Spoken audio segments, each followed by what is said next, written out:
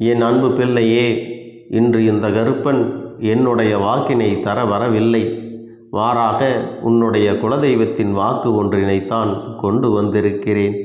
நான் இதை கொண்டு வந்திருக்கிறேன் என்றால் அதற்கு ஒரு காரணம் இருக்கிறது அல்லவா? அதை உன்னால் புரிந்து கொள்ள முடியும் அல்லவா? உன் குலதெய்வத்திற்கு உன்னுடைய குடும்பத்தில் இருக்கின்ற நபரால் அதிருப்தி ஏற்பட்டிருக்கிறது. அந்த அதிருப்தியானது இன்று உன்னிடத்திலே பேச வேண்டும் என்று அவர்களை தூண்டி இருக்கிறது. எல்லாவற்றிற்கும் ஒரு மிகப்பெரிய காரணம் இருக்கிறது. அதற்கு என்ன தெரியுமா? உன்னுடைய குலதெய்வத்தின் மனதில் இருக்கின்ற அந்த நீங்காத வேதனைதான் அதற்கு காரணம் என்பதை நீ புரிந்து கொள்ள வேண்டும். நம் குலத்தில் இருக்கின்ற அவர்களே இதுபோன்று செய்கிறார்களே என்று மிகுந்த மனவேதனையில் இருந்து கொண்டிருக்கிறார்கள்.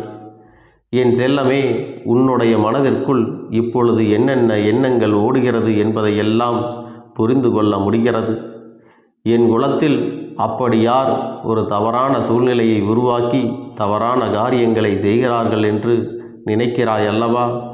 உன்னுடைய குலதெய்வத்திற்கே அவர்கள் மீது வெறுப்பு வருகிறது என்றால் அப்படி என்ன நடந்துவிட்டது என்று நீ நினைக்கிறாய் அல்லவா? என் தங்கமே, இதை நீ உன் குலதெய்வத்தின் வாயாலே கேட்டுக்கொள். இப்பொழுது இந்த கருப்பன் உன்னுடைய குலதெய்வத்தின் வாக்கினை அப்படியே சொல்கிறேன். அவர்கள் என்னிடத்தில் என்ன சொன்னார்களோ அதை நான் உன்னிடத்தில் அப்படியே சொல்லிவிடுகிறேன் என்பதை நீ முழுமையாக கேட்டுக்கொண்டால் போதும். என் தங்கமே, உனக்கு என்ன நடந்தது, எதனால் இப்படி நடந்து கொண்டிருக்கிறது என்பதை நீ தெரிந்து கொள்வாய். என் தங்கமே, இதோ உன் குலதெய்வம் சொல்வதை நீ முழுமையாக கேட்க வேண்டும். என் தங்கமே, நான் தான் உன்னுடைய குலதெய்வம். என்னுடைய குலத்தில் இருக்கின்ற எல்லா குழந்தைகளையும் நான் ஒன்று போலதான் பார்க்கிறேன். அதுபோலதான் அவர்கள் எல்லோரும் ஒற்றுமையாக இருப்பார்கள் என்று என்னாலும் நான் நினைத்து கொண்டிருக்கிறேன். நான் இங்கே பாடுபடுவது, நான் உங்களுக்காக காவல் காத்து கொண்டிருப்பது, என்னுடைய குலத்தில் இருக்கின்ற எல்லா குழந்தைகளும் சந்தோஷமாக இருக்க வேண்டும் என்றுதானே. அவர்கள் எப்பொழுதும் ஒற்றுமையாக இருந்து இந்த குலத்தை நல்லபடியாக வழிநடத்த வேண்டும் என்றுதான் நான் நினைக்கின்றேன். எனக்கு பூஜைகளை செய்யும் பொழுதெல்லாம் இவர்கள் ஒற்றுமையாக நின்று கொண்டிருக்க வேண்டும் என்றுதான் ஆசைப்படுகிறேன். ஆனால் இவர்களோ இப்பொழுது என்ன செய்து கொண்டிருக்கிறார்கள் தெரியுமா? என் பிள்ளையே, உனக்கு இந்த விஷயம் தெரிந்திருக்க வாய்ப்பு இல்லை. ஏனென்றால் அவர்கள் என்னிடத்தில் வந்து சொன்ன விஷயம் எனக்கு தானே தெரியும். என் பிள்ளையே, உன்னை பற்றி அவர்கள் என்னென்ன சொன்னார்கள் என்பதை நான் மட்டும்தான் அறிவேன். அது எத்தனை பெரிய தவறான விஷயம் என்பதை உனக்கு தெரிந்த பிறகு இப்பொழுது அவர்கள் மீது நான் மிகப்பெரிய வெறுப்பில் இருந்து கொண்டிருக்கிறேன். என் குழந்தையே, மிகப்பெரிய துரோகத்தை உனக்கு செய்ய வேண்டும் என்று என்னிடம் வந்து கேட்கின்றார்கள். நீ என்னுடைய குலசாமி அல்லவா? என் மனதில் இருக்கின்ற இந்த வேதனையை போக்கி தந்துவிட மாட்டாயா? என் மனதை அவர்கள் காயப்படுத்தி இருக்கிறார்கள். என்னை வேதனைப்படுத்தி கொண்டே இருக்கிறார்கள். அதனால் அவர்களை எப்படியாவது ஏதாவது ஒன்று செய்துவிட வேண்டும்.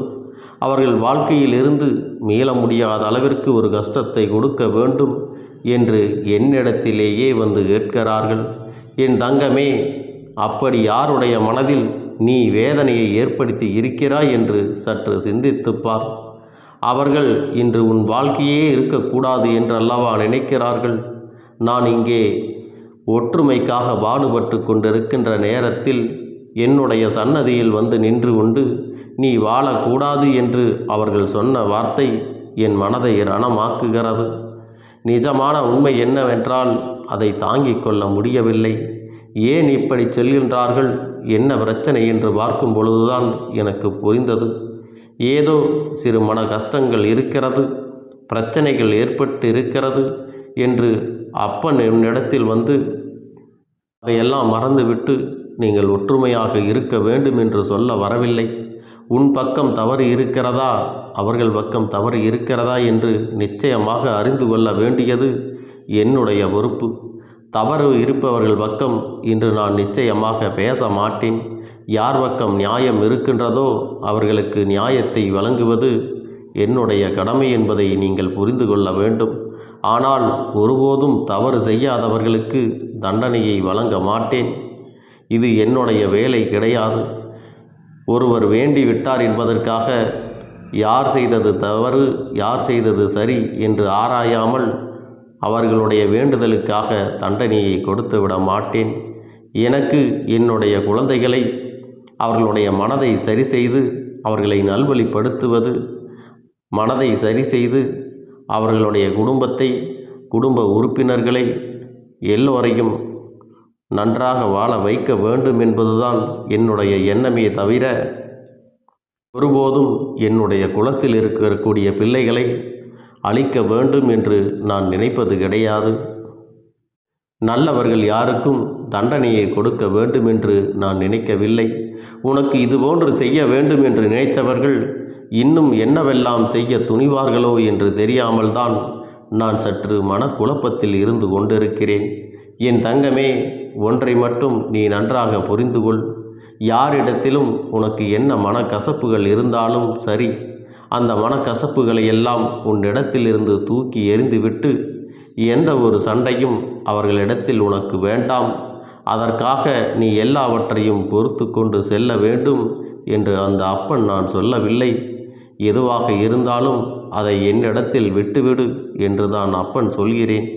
என் தங்கமே, நீ என்னிடத்தில் விட்டுவிட்ட பிறகு அதையெல்லாம் நான் பார்த்து கொள்வேன். அது என்னுடைய பொறுப்பல்லவா? அதன் பிறகு நான் அவர்களுக்கு என்ன செய்ய வேண்டுமோ அதை நான் சரியான நேரத்தில் செய்து விடுவேன். என் குழந்தையே, உன்னுடைய மனதில் இருக்கின்ற இந்த வேதனைகளுக்கெல்லாம் இப்பொழுது நான் பதிலை தந்து விடுகிறேன். இவர்கள் செய்ய நினைத்த விஷயம், உன் வாழ்க்கையை அழிக்க நினைத்த விஷயம் எனக்கு மட்டுமே தெரிந்தது. நான் இப்பொழுது உன்னிடத்திலே சொல்லி இருக்கிறேன். அதனால் நீ பயப்பட வேண்டாம். அவர்கள் சொன்னது என்னிடம்தானே. உனக்கு ஏதாவது ஆக வேண்டுமென்றால் அது உன்னுடைய குலதெய்வம் என்னை தாண்டித்தானே ஆக வேண்டும். என் தங்கமே, இப்பொழுது என்னிடத்தில் வந்து உன்னுடைய வாழ்க்கையை கெடுக்க வேண்டும் என்று சொன்னதற்கு அவர்களை விட்டு விட்டேன் என்று நீ நினைக்கலாம். நிச்சயமாக அவர்களை நான் விட்டுவிடவில்லை. என் குழந்தையே, இனி ஒருவரின் மனதினை வேதனைப்படுத்தி இருப்பது உண்மையானால், உனக்கே அது தெரிந்திருந்தால் நிச்சயமாக நீ எந்தவித சிந்தனையும் இல்லாமல் மன்னிப்பு கேட்கலாம். தவறு உன் பக்கம் இருக்கும் பட்சத்தில் அதை நீ செய்வதில் எந்த ஒரு அச்சமும் வேண்டாம். அதே சமயத்தில் தவறு அவர்கள் பக்கம் இருக்கிறது என்றால் நான் அவர்களுக்கு கொடுக்க போகின்ற தண்டனை என்ன தெரியுமா? இந்த தெய்வத்தினுடைய பார்வை சில நாட்களுக்கு அவர்கள் மீது இருக்காது. அவர்கள் உனக்கு என்ன செய்ய வேண்டும் என்று நினைத்தார்களோ அது அவர்களுடைய வாழ்க்கையிலே நடந்துவிடும்.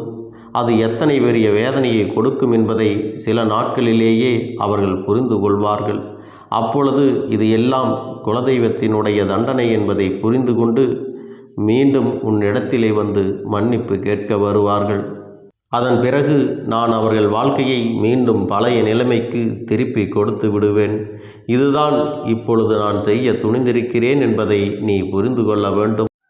உனக்கு இதனை தெரிந்து கொள்ள வேண்டும். ஏனென்றால் எல்லோருமே நம்மோடு நன்றாகத்தான் பேசிக்கொண்டு இருப்பார்கள். நாம் ஒருவருக்கு நல்லதை செய்தாலும் கெட்டதை செய்தாலும் நம் மீது வஞ்சக எண்ணம் ஒருவருக்கு வந்து விட்டது என்றால் அவர்கள் குலதெய்வத்திடம் கூட வந்து வாழ்க்கையை அழித்துவிட சொல்வார்கள் என்பதை நீ புரிந்து கொள்ள வேண்டும். ஒரே குலத்தில் இருக்கின்ற சில பேர் என்னுடைய கோவிலில் நின்று சண்டையிடுகிறார்கள். இதுவெல்லாம் எனக்கு எத்தனை வேதனையை ஏற்படுத்தும் என்பதை அறிந்திருக்க வாய்ப்பு இல்லை. என்னுடைய பொறுமைக்கும் ஒரு எல்லை உண்டு. என்னுடைய பொறுமையின் எல்லை மீறும் பொழுதுதான் அவர்களின் குடும்பத்தை நான் காக்காமல் சென்றுவிட்டால் என்ன செய்து விடுவார்கள்? நான் அவர்களின் குலத்தை காக்கின்ற தெய்வம் அல்லவா? அவர்களை எத்தனை அன்போடு அரவணைக்க காத்து கொண்டிருக்கிறேன். அவர்கள் மீது எத்தனை அன்பினை அள்ளி கொடுத்து பாதுகாத்து கொண்டிருக்கிறேன் என்பதையெல்லாம் அவர்கள் அறிந்திருக்கவில்லை. ஆனால் அவர்களோ என் மீது சிறிதளவும் பயமில்லாமல் சிந்தனை இல்லாமல் இதுபோன்று தவறான காரியங்களை செய்து விடுகிறார்கள் அல்லவா? நிச்சயமாக இவையெல்லாம் மாற வேண்டும். உன்னுடைய வாழ்க்கையில் நடந்த எல்லாவற்றையும் நான் மாற்றி கொடுக்கப் போகிறேன். நீ சந்தோஷமாக இருக்க வேண்டும். ஒருவேளை நீ தவறு செய்திருந்தால் நீ மன்னிப்பு கேட்க வேண்டும். தவறானது அவர்கள் பக்கம் இருந்திருந்தால் கண்டிப்பாக அவர்களுக்கான தண்டனை நிச்சயமாக நான் கொடுப்பேன் என்பதை நீ புரிந்து கொள்ள வேண்டும். உன்னுடைய குலதெய்வத்தின் வாக்கினை கேட்டாய் அல்லவா? நிச்சயமாய் உனக்கு யாரோ ஏதோ ஒரு பெரிய சதி வேலைகளை செய்ய நினைத்திருக்கிறார்கள். அதை உன் குலதெய்வம் நிச்சயமாக தடுத்து நிறுத்தி விடுவார்கள். அதனால் என் தங்கமே, யார் மீது எந்த வஞ்சனை எண்ணங்களும் உனக்கு இருந்தால் உடனடியாக அதனை நீ சரி செய்து உன்னுடைய குடும்பத்திற்குள் எந்தவித பிரச்சனைகள் இல்லாமலும் நீ பார்த்து கொள்ள வேண்டும். குலம் ஒற்றுமையாக இருந்தால்தான் உன்னுடைய குலதெய்வம் மனம் சந்தோஷம் அடையும் என்பதை நீ புரிந்து கொள்ள வேண்டும். என் தங்கமே, உன்னுடைய பிரச்சனையை அவர்களிடத்தில் தீர்க்க முடியவில்லை என்றால் அப்படிப்பட்ட நபர்களை உன் வாழ்க்கையில் விட்டு நீ விலக்கி வைக்க வேண்டும். அதில் எந்த ஒரு தவறும் இல்லை. மன்னிக்கக்கூடிய காரியமாக இருந்தால் நீ மன்னித்து ஏற்றுக்கொள் என்றுதான் உன்னிடத்திலே உன் குலதெய்வம் கூறுகிறார்கள். என் அன்பு குழந்தையே, உனக்கு இந்த குலதெய்வத்தினுடைய ஆசிர்வாதமும் இந்த கருப்பனுடைய ஆசிர்வாதங்களும் அன்பும் துணையும் எப்பொழுதும் முழுமையாக கிடைத்து கொண்டே இருக்கும்.